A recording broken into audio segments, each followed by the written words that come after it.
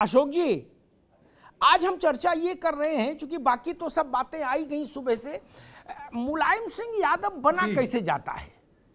क्योंकि मैं मानता हूं उत्तर प्रदेश का 2-3 दफा मुख्यमंत्री रह लेना कोई ऐसी हिमालय जैसी उपलब्धि नहीं, बहुत लोग रहे, आगे भी रहेंगे।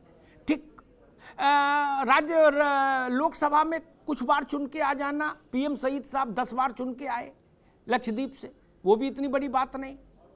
यूपी विधानसभा में अभी बहुत सारे लोग हैं जो 8-8 बार एमएलए हुए। देश में रक्षा मंत्री भी बहुत लोग रहे।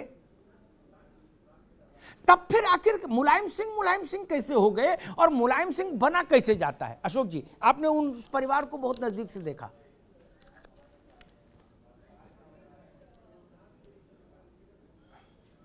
अग्निहोत्री जी, मेरा लंबा साथ रहा है और मुलायम सिंह को बनते हुए मैंने देखा है कि किस तरह से मुलायम सिंह जमीन से जुड़े हुए नेता थे। स्थानीय स्तर के कार्यकर्ताओं से कैसा उनका संबंध होता था, यहाँ तक कि ब्लॉक स्तर तक के कार्यकर्ताओं से उनका सीधा संवाद हुआ करता था। जिला स्तरीय पार्टी से वो स्वयं रूबरू होते थे और एक एक जिले की गतिविधियों से परिचित होते थे। जब कभी विपरीत परिस्थितियों में कोई कैसे रास्ता निकाला जाता था, संघर्ष से उन्होंने कभी भी कार्यकर्ताओं को निराश नहीं होने दिया। कई बार पार्टी विधानसभा में बहुत कमज़ोर स्थिति में रही, लेकिन मुलायम सिंह के नेतृत्व ने, उनके संघर्ष ने पार्टी के कार्यकर्ताओं में निरंतर जोश भरने का काम किया और उसका नतीजा होता था कि पार्टी छोटी रही हो या बड़ी रही हो, उत्तर प्रदेश में मुख्य विपक्ष की भूमिका मुलायम सिंह यादव और उनकी पार्टी निभाने का काम करती थी। ये मुलायम सिंह थे। मुलायम सिंह अपने लोगों के हर सुख दुख से जुड़े रहते थे और इसीलिए कार्यकर्ता उनसे अपने को बड़ा जुड़ा हुआ महसूस करता था। जब वो सत्ता में हो या विपक्ष में, अपने कार्यकर्ताओं के प्रति उनका जो व्यक्तिगत अनुराग था, व्यक्तिगत लगाव था, वो मुलायम सिंह को अन्य नेताओं से बिल्कुल अलग करने का काम करता है। मुलायम सिंह यादव एक पार्टी के नेता थे, लेकिन उनका सभी राजनीतिक दलों के कार्यकर्ताओं से एक अच्छा रिश्ता रहता था। और मैंने देखा जब वो सत्ता में रहे, किसी भी राजनीतिक दल का कोई कार्यकर्ता अगर व्यक्तिगत किसी काम के लिए गया होगा तो नेताजी ने कभी उसको निराश नहीं किया होगा। वो हमेशा लोगों के राजनीतिक कार्यकर्ताओं की कठिनाइयों को भी समझते थे और उसके बारे में बड़े संवेदनशील रहते थे। इस तरह से नेताजी ने अपने समय में सभी जाति धर्म के लोगों का जोड़ने का काम किया। और मैं तो कहता हूं कि उनकी समाजवादी पार्टी में प्रदेश का हर वर्ग का नेतृत्व था और ऐसा जोरदार नेतृत्व था जो अन्य तत्कालीन राजनीतिक दलों में इस तरह के। बिल्कुल ठीक बात। अशोक जी, आऊंगा मैं दोबारा में आपके पास, दोबारा में आता हूँ। अशोक जी, दोबारा में आता हूँ आपके पास बहुत अनुभव है। सच में जो बात अशोक जी कह रहे हैं, उन्होंने एक रेनबो तैयार किया था लीडरशिप का, जिसमें समाज के हर वर्ग का प्रतिनिधि चेहरा था। लेकिन मुझे मुलायम सिंह जी की आज इतनी बातें सुनी और मेरा अपना 35 साल की पत्रकारिता का जो अनुभव है उनके साथ का, मैं इसी नतीजे पहुंचा, मूल विषय, मूल उपलब्धि मुलायम सिंह यादव के जीवन की मुख्यमंत्री रक्षा मंत्री होना नहीं, ये होना कि हर कार्यकर्ता ये समझे कि मैं मुलायम सिंह का सबसे खास, और मैं कभी भी उनसे मिल सकता हूं, अपनी बात कह सकता हूं और मेरी समस्या का निस्तारण होगा। ये ताकत मुझे लगता है नेता को बड़ा बनाती है। विष्णु सक्सेना साहब हमारे साथ हैं, देश दुनिया में हिंदी का परचम लहरा रहे हैं विष्णु जी, और कवि सम्मेलनों में मुलायम सिंह जी की बड़ी रुचि रही और हिंदी के साहित्यकारों के प्रति उनका सहयोग, समर्थन, अनुराग सबको पता ही है, वो मुझे दोहराने की जरूरत नहीं। विष्णु जी, कैसे याद करेंगे?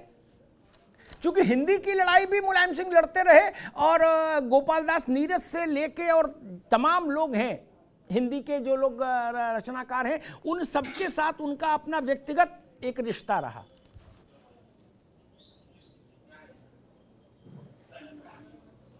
जी, खिलाड़ी जितने भी हैं वो सब अपने को अनाथ सा महसूस कर रहे हैं, क्योंकि उन्होंने हम रचनाकारों के लिए जितना किया वो शायद किसी राजनीतिज्ञ ने नहीं किया, किसी भी पार्टी ने नहीं किया। वो पूरी पूरी रात कवि सम्मेलन में बैठते थे। मैं गवाह हूँ उनके इस बैठक का। जब पहली बार कवि सम्मेलन में पहली बार मुख्यमंत्री बने थे नेताजी, उन समय सुगता मिश्रा उनके मंत्रिमंडल में थी, उस वक्त वो इटावा की नुमाइश के कवि सम्मेलन में आए थे और कम से कम 7 कवि जब हूट हो गए थे, और 90 पर जब मुझे उठाया डॉक्टर उर्मिलेश जी ने, उस वक्त पता नहीं क्या हुआ, ईश्वर का ऐसा चमत्कार, में बहुत जमा तो मुलायम सिंह जी मेरी तरफ देखने लगे नीचे से उठ के। और फिर जब उन्होंने माला वाला मुझे पहनाई, और फिर मैं दूसरी बार वंश मोर हुआ तो और ज्यादा जमा। तो लगातार फिर 3 साल मुझे सिर्फ मुलायम सिंह जी के कहने पे उस इटावा के कवि सम्मेलन में बुलाया जाता रहा। और फिर एक बार उन्होंने मुझसे कहा कि विष्णु सक्सेना, तुम कभी लखनऊ आते हो क्या? मैंने कहा जी वैसे तो नहीं आता, कवि सम्मेलन होता है, एक प्रोग्राम होता है, तभी आना होता है। तो बोले आया करिए, हमसे मिला करिए, देखिए कवियों को, शायरों को जुड़े रहना चाहिए हमसे। और क्या है कि हम चाहते हैं कि हम आप लोगों से सीखें कुछ, क्योंकि आप हम लोगों को वो चीजें बता देते हैं जो हम 1 साल अपने क्षेत्र में रहकर भी नहीं जान पाते, वो कवि और शायर हमको एक पंक्ति में या एक शेर में बता देता है। तो उनका कहना ये था, अपने विधायकों से भी, अपने सांसदों से भी, वो शिक्षक वो उनको बताते थे कि देखिए इनको पूरी रात बैठ के सुनिए, इन कवियों को, शायरों को, ये आपको वो बात बताएंगे जो आपको अपने क्षेत्र में घूमने से भी नहीं पता पड़ेगी। तो मैंने जब तक अनुभव किया, उनके कोई भी मंत्रिमंडल का कोई नेता होता था, मंत्री होता था, वो जब भी कवि सम्मेलन में आ जाता था पूरी रात बैठता था, हम लोगों को सुनता था, चाहे वो उनके खिलाफ जा रही हो बात, फिर भी सुनते थे, मुस्कुराते थे। और उनकी विरासत को फिर उनके लोगों ने भी संभाला, चाहे वो शिवपाल जी हों, चाहे वो अखिलेश जी हों, धर्मेंद्र जी हों, ये सब के सब लोग कवि सम्मेलन में और शायरों को, कवियों को इतने दिल से सुनते थे। और मैं तो ये कहूंगा अमिताभ जी कि उन्होंने, उनकी पार्टी ने हम कवियों को जहां तक पहुंचाया शायद कोई नहीं पहुंचा सकता।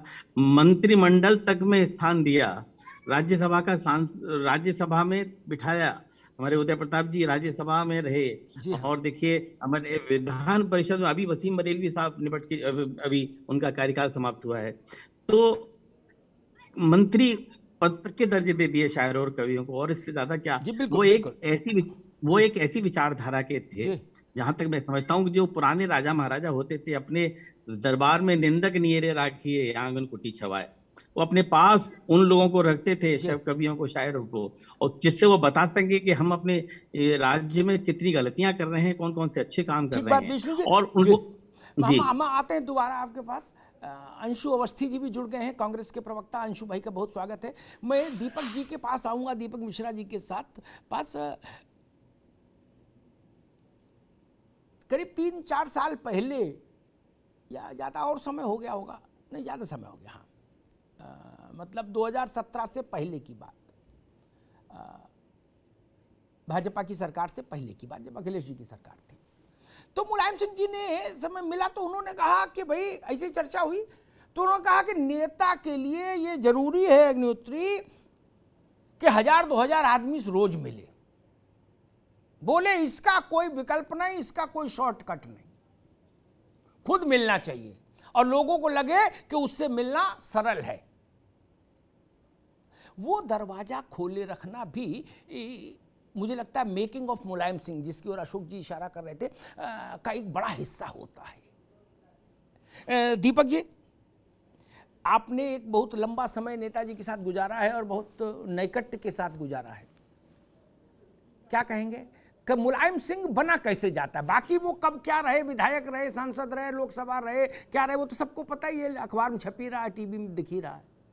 जी देखिए, नेताजी में जो सबसे खास बात थी, जिसको कहते हैं ना कि मिडास टच, जैसे एक बहुत बड़ा मतलब ग्रीक कथानक आता है कि एक थे जो छू देते थे तो लोहा सोना हो जाता था।